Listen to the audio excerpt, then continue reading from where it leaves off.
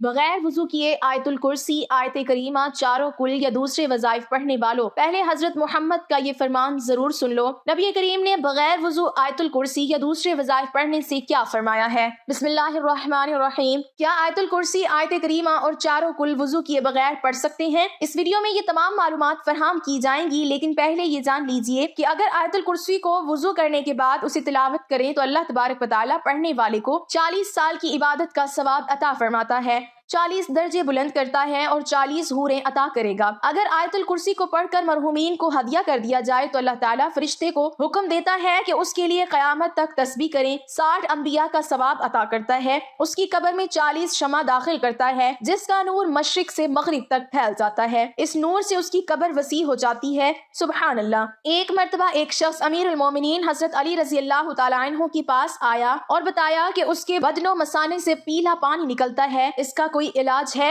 امیر المومنین نے فرمایا بغیر کسی درہم و دینار کے اس کا علاج ہے کہ تم آیت الکرسی کو اپنے بدن پر لکھو، آیت الکرسی سے غسل کرو، آیت الکرسی کو پانی پر دم کر کے پیو اور آیت الکرسی کو اپنے بدن کے پاس رکھو، انشاءاللہ شفا ملے گی۔ حاجات کے لیے 41 مرتبہ آیت الکرسی پڑھو، ٹانگوں میں درد کے لیے آیت الکرسی پڑھ کر اپنی ٹانگوں پر مسح کریں، اس سے چلتے وقت درد نہیں ہوگا۔ آنکھوں کی نظر کم نہ ہونے کے لیے 70 مرتبہ آیت الکرسی پڑھیں، جس کو پیاس سے ہلاک ہونے کا خوف ہو وہ 66 مرتبہ آیت الکرسی پڑھے، دشمن سے امن و سلامتی کے لیے مٹی پر 41 مرتبہ آیت الکرسی پڑھیں اور مٹی دشمن کے سامنے ڈال دیں، اس کے شر سے سلامتی ہوگی۔ سلامتی سے پہنچنے کے لیے 7 مرتبہ آیت الکرسی پڑھیں، مرحوم کی قبر پر 7 مرتبہ آیت الکرسی پڑھیں، اللہ تعالیٰ قبر پر رحمت نازل کرے گا۔ جیل سے جلد رہائی کے لیے 1000 مرتبہ آیت الکرسی پڑھیں، مریض کی شفا یابی کے لیے 3 دن لگاتار 101 مرتبہ آیت الکرسی پڑھیں، سر درد کے لیے 7 مرتبہ آیت الکرسی پڑھیں، لوگوں کے دلوں میں اچھی نیت سے محبت پیدا کرنے کے لیے 41 مرتبہ پانی پر آیت الکرسی پڑھ کر دم کریں اور پانی پلا دیں،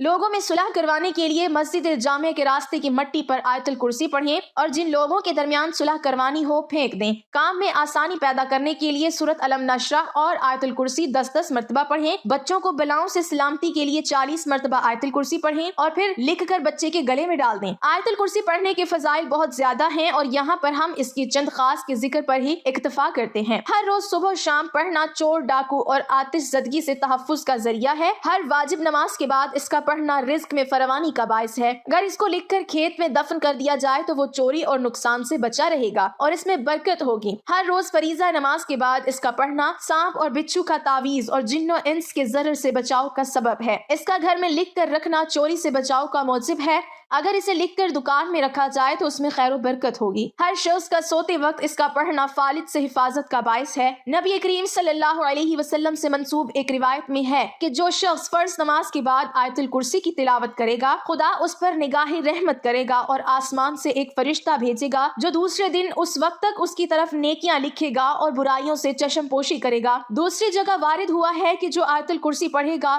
خدا خود اس کی روح قبض کرے گا اور وہ اس شخص کی طرح ہوگا جس نے پیغمبروں کے ساتھ رہ کر جہاد کیا ہو اور شہید ہوا ہو، موت کے بعد بلا فاصلہ جنت میں جگہ ملے گی۔ اس کی تلاوت سے فقر و فاقہ دور ہوتا ہے، خدا کی طرف سے امان نامہ ملتا ہے، رزق میں وسعت ہوتی ہے اور خدا اپنے فضل سے اس کے مال میں اضافہ کرتا ہے۔ نبی کریم صلی اللہ علیہ وسلم نے فرمایا اے علی، آیت الکرسی میں 50 کلمات ہیں اور ہر کلمے میں اللہ عز و جل کی عطا کردہ 50 برکات ہیں۔ آیت الکرسی کا مقام وہ ہے جو ایک پہاڑ میں چوٹی کا ہوتا ہے۔ امام محمد باقر رضی اللہ تعالیٰ عنہ نے فرمایا ایک مرتبہ آیت الکرسی پڑھنے والے کی دنیا کی 1000 مصیبتیں اللہ تبارک و تعالیٰ ختم کرتا ہے، جس میں کم از کم غربت اور آخرت میں عذاب قبر سے نجات حاصل ہوتی ہے۔ ابی بن کعب رضی اللہ تعالیٰ عنہ بیان کرتے ہیں کہ نبی صلی اللہ علیہ وسلم نے ان سے سوال کیا کہ کتاب اللہ میں سب سے عظیم آیت کون سی ہے؟ تو وہ کہنے لگے کہ اللہ اور اس کے رسول صلی اللہ علیہ وسلم کو ہی زیادہ علم ہے۔ یہ سوال کئی بار دہرایا اور پھر فرمانے لگے کہ وہ آیت الکرسی ہے۔ فرمانے لگے اے ابو المنظر، علم مبارک ہو،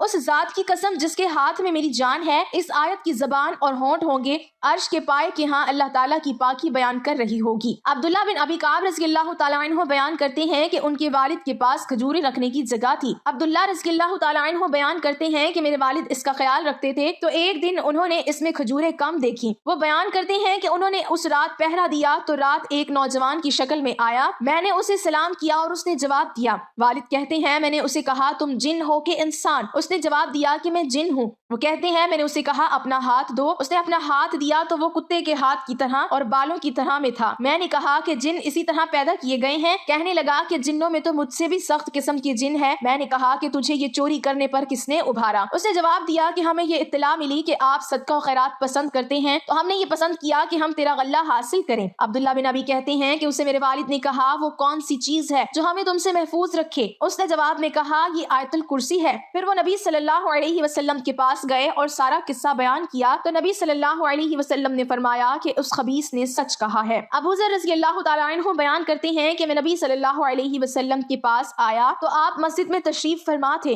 तो मैं अभी बैठ गया तो नबी सल्लल्लाहु अलैहि वसल्लम ने फरमाया ए अबू ज़र क्या तूने नमाज पढ़ी? मैंने नहीं में जवाब दिया तो नबी सल्लल्लाहु अलैहि वसल्लम फरमाने लगे उठकर नमाज पढ़ो। मैंने उठकर नमाज अदा की और फिर बैठ गया तो नबी सल्लल्लाहु अलैहि वसल्लम फरमाने लगे ए अबू ज़र इंसानों और जिन्नों के शर से पनाह तलब करो। वो कहते हैं कि मैंने रसूल अकरम सल्लल्लाहु अलैहि वसल्लम से कहा कि क्या इंसानों में भी शैतान होते हैं? तो नबी सल्लल्लाहु अलैहि वसल्लम फरमाने लगे जी हाँ।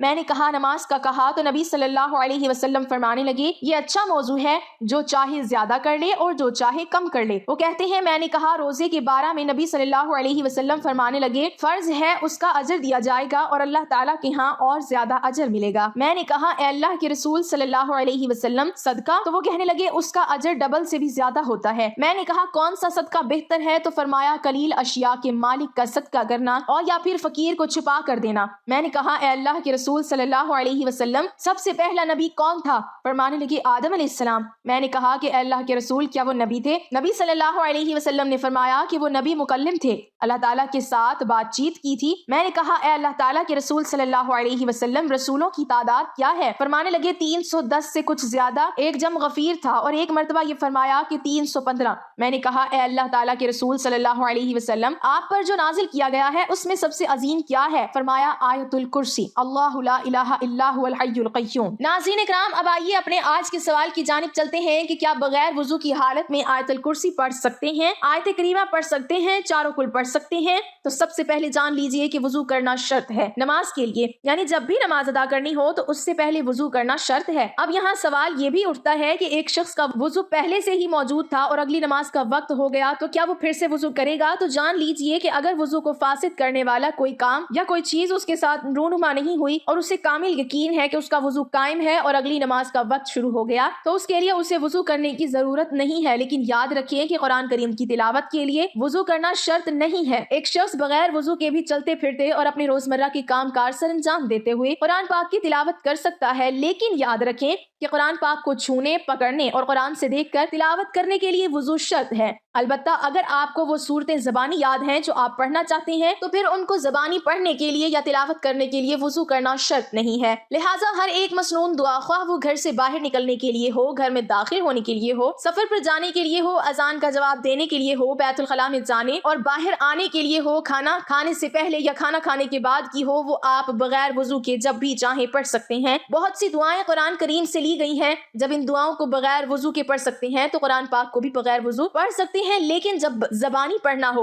अब ये भी जान लीजिए कि आया नापाकी की हालत में आयतुल कुर्सी, आयत करीमा और चारों कुल पढ़ सकते हैं या नहीं। नाज़रीन इकराम जान लीजिए कि नापाकी की हालत में आप तमाम वज़ाइफों को पढ़ सकते हैं, जिक्र अज़कार कर सकते हैं, कलमा शरीफ, दुरूद शरीफ, चारों कुल शरीफ या जो भी रोजमर्रा के वज़ाइफ आप पढ़ते हैं वो नापाकी की हालत में भी पढ़ सकते हैं। मसलन मियाँ बीवी ने आपस में सोहबत की, गुस्ल नहीं किया और सोने लगे तो वो सोने से पहले चारों कुल जरूर पढ़ें। इसी तरह अगर औरत हालत हैज़ में है और वो जिक्र अज़कार करना चाहती है, मसलन कलमे, दुरूद या कोई दीगर वज़ाइफ पढ़ना चाहती है तो बगैर किसी तरद्दुद के और पूरे इत्मीनान के साथ कर सकती है। अब यहाँ जो मसला काबिल जिक्र है, इंतहाई गौर से जान लीजिए कि नापाकी की हालत में औरत और मर्द कुरान पाक की तिलावत नहीं कर सकते, लेकिन कुरान पाक की कोई सी भी सूरत या सूरतें जिनको वो जिक्र अज़कार के तौर पर करते हैं या वजीफे के तौर से पढ़ते हैं उनको ज़बानी पढ़ सकते हैं। लेकिन कुरान की कोई भी सूरत तिलावत की नियत से हरगिज नहीं पढ़ी जा सकती। अब यहाँ नापाकी की भी इकसाम बयान करते चलें कि अगर हालत जनाबत में है या हालत हैज़ और नफास में है या खवातीन के कपड़े छोटे बच्चों के पेशाब या पाखाना कर देने की वजह से नापाक हो चुके हैं या मर्द हजरात जो बाहर काम करने के लिए गए, बाहर कीचड़ या गटर का पानी वगैरह उनके कपड़ों पर लग गया तो ये तमाम हालत नापाकी की हालतें हैं। इन तमाम हालतों में अब ज़बानी जिक्र अज़कार और दीगर मसनून दुआएं जो रोजमर्रा के मामलात में पढ़ी जाती हैं उनको बेफिक्र और बिला तरद्दुद पढ़ सकते हैं, हरगिज कोई कबाहत नहीं है। अब कुछ लोग ये पूछेंगे कि अगर नापाकी की हालत में भी जिक्र अज़कार कर سکتے ہیں اور بغیر وضو کے بھی کر سکتے ہیں، تو پھر دونوں میں فرق ہی کیا ہے؟ تو ناظرین کرام، فرق یہ ہے کہ بغیر وضو آپ قرآن کو چھونے کے بغیر قرآن کی صورتوں کو تلاوت بھی کر سکتے ہیں، جبکہ ناپاکی کی حالت میں اگرچہ آپ ذکر و اذکار اور وظائف کی نیت سے قرآن کی صورتیں پڑھ سکتے ہیں، لیکن تلاوت کی نیت سے قرآن کی صورتیں زبانی بھی نہیں پڑھ سکتے۔ آخر میں بتاتے چلیں کہ اگرچہ بغیر وضو کے آیت الکرسی، آیت کریمہ، چاروں کل اور دیگر صورتیں پڑھ سکتے ہیں اور قرآن کریم کو ہاتھ لگائے بغیر تلاوت قرآن بھی کر سکتے ہیں اور ان کا اجر و ثواب بھی ملے گا، لیکن اگر یہ عمل آپ باوضو ہو کر کریں گے تو اس کی فضیلت اور اس کا درجہ بغیر وضو والے عمل سے بلند و برتر ہوگا۔ لہٰذا کوشش کیجئے کہ جب بھی قرآن کریم کی تلاوت کرنی ہو تو باوضو ہو کر ہی کریں، کیونکہ باوضو رہنا بذات خود ایک عبادت ہے اور اس حالت میں جو بھی عبادت کی جائے گی اس کا اجر و ثواب بھی بڑھ جاتا ہے۔